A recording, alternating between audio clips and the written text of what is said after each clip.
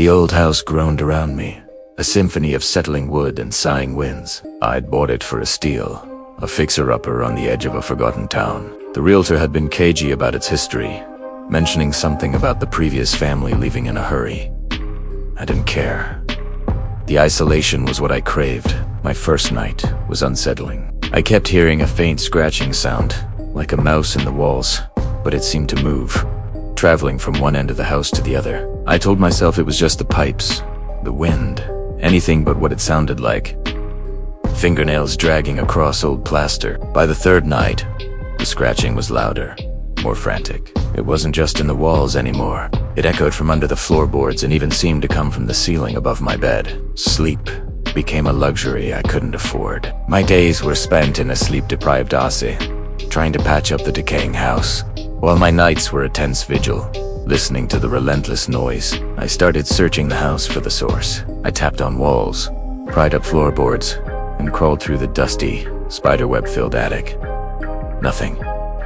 Just old wood and insulation. One evening, while clearing out the basement, my flashlight beam caught something etched into the stone foundation. It was a child's drawing, a crude stick figure family, smiling under a lopsided sun. But next to them was another figure, tall and thin, with long, spindly arms and no face. Underneath, a single word was scratched. Taker. A chill that had nothing to do with the damp basement air crawled up my spine. The scratching suddenly stopped. For the first time in a week, the house was silent. The silence was worse. It was heavy, expectant. I backed out of the basement, my heart hammering against my ribs, and slammed the heavy oak door shut. That night, a new sound began. A soft, melodic humming. It was a lullaby.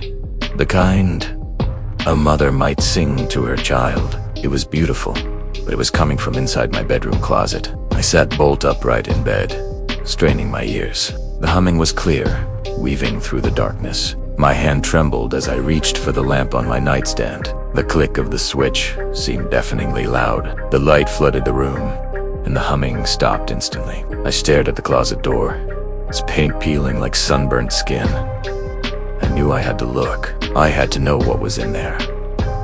Slowly, I slid out of bed, my bare feet cold on the wooden floor. Each step was a battle against the primal fears screaming at me to run. I reached a closet, my hand hovering over the cold brass knob. I took a deep breath, twisted the knob, and pulled the door open. It was empty, just a few wire hangers and a thick layer of dust. Relief washed over me, so potent it made me dizzy. I laughed, a short, hysterical sound. It was just my imagination, my tired mind playing tricks on me.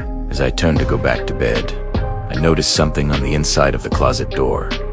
More scratches, not words this time, but tally marks, hundreds of them, gouged deep into the wood, as if someone had been counting the days. The next day, I went into town, a desperate need for human contact driving me. I ended up at the local library, digging through old newspaper archives.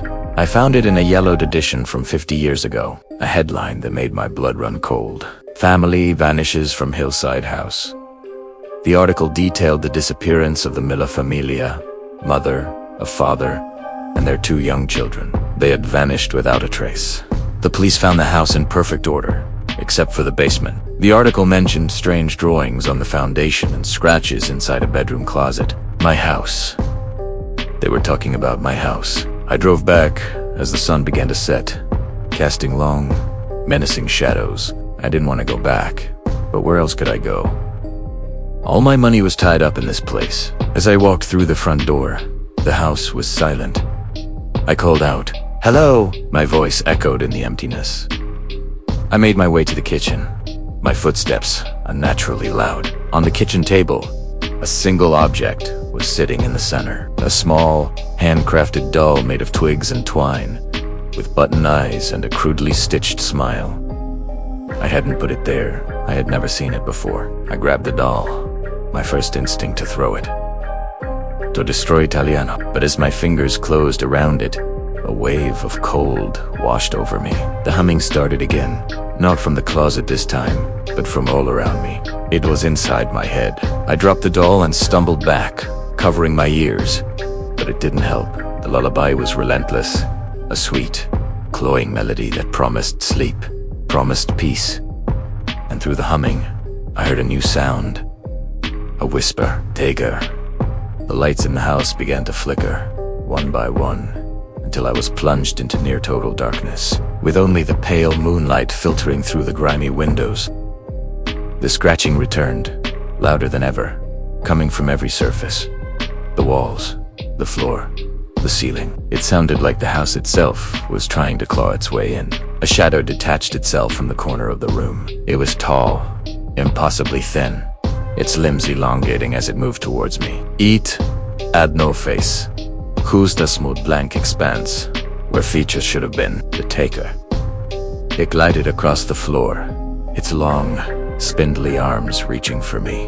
Primera as if frozen, paralyzed by a fear so profound it felt like my heart had stopped. The lullaby in my head grew louder, a deafening chorus, and the whispers became a chant. Taker. Taker. Taker. It's cold. Twig-like fingers brushed against my cheek. The touch was icy, draining the warmth from my body. I saw the empty closet in my mind, the tally marks counting down the days. I understood now. It didn't want to scare me.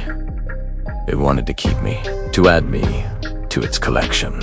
My survival instinct finally kicked in. I screamed and scrambled away, blindly fumbling for the back door. The creature was surprisingly fast, its shadowy form flowing through the house like smoke. I burst out into the night, the cold air a shock to my lungs. I didn't look back. I just ran, my bare feet pounding against the dirt path, the sounds of the humming and scratching fading behind me. I ran until my lungs burned and my legs gave out, collapsing on the side of the road, miles away from that cursed place. I never went back. I left everything behind. The police investigated, of course. They found an empty house. They told me it was probably a squatter or a wild animal. They didn't find any scratches. They didn't find the doll, and they didn't find the drawings in the basement. It was as if the house had erased all evidence, tidying itself up for the next resident. Sometimes, late at night, when the house is quiet, I can still hear it. A faint, melodic humming. A lullaby. And I know the taker is just waiting, patiently, in the quiet, empty rooms of that house on the hill, waiting for someone new to come home. Thank you for listening. If this story sent a chill down your spine, be sure to like, subscribe, and turn on notifications so you don't miss our next tale of terror. Stay safe out there.